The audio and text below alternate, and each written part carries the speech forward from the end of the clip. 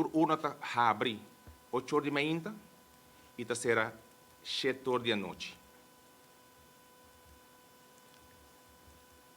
Tur persona que ta deseja de votar, me sabem com sua carta de voto e ID.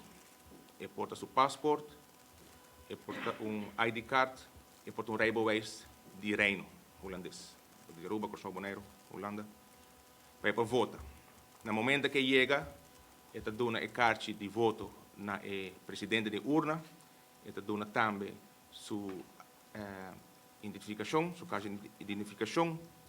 O presidente de urna está controlar isso aqui, está mencionar o número que o votador está registrado riba a lista, e de 2 membros do Stem Bureau está mencionar a FAM está mencionar no nome, a FAM está mencionar, e assim está controlar se a pessoa que abin com a carta de voto é a pessoa que tem direito de votar. E assim está em sustentabilidade e é por assim é por assim o voto é hora aí. Isso está aqui é entregar sustentabilidade será de maneira que a firma do presidente do Conselho Eleitoral está mostra não por sair votador não por sair que a sustentabilidade abre e não por mostrar sustentabilidade e não por mostrar para quem ela vota.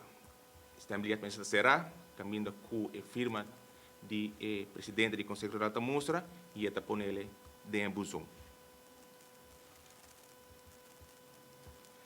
Importante para mencionar que o conteúdo de voto está tomando lugar na cada urna. Está tomando lugar por de membro de cada urna.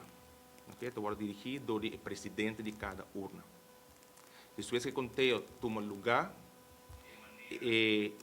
está em bilhete está sellar e essa aqui está escoltar de membro do corpo policial, está escoltar para trazer na Hoofdstembureau.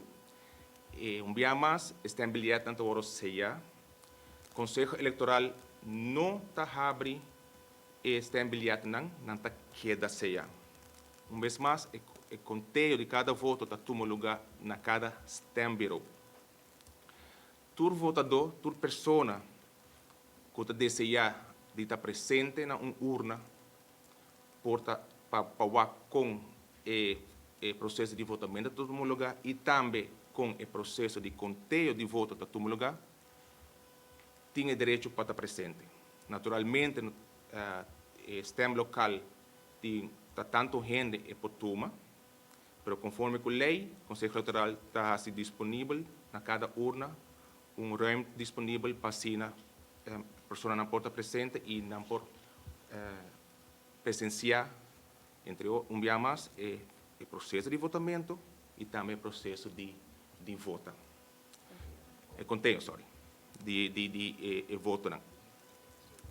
Naturalmente também a validez de voto.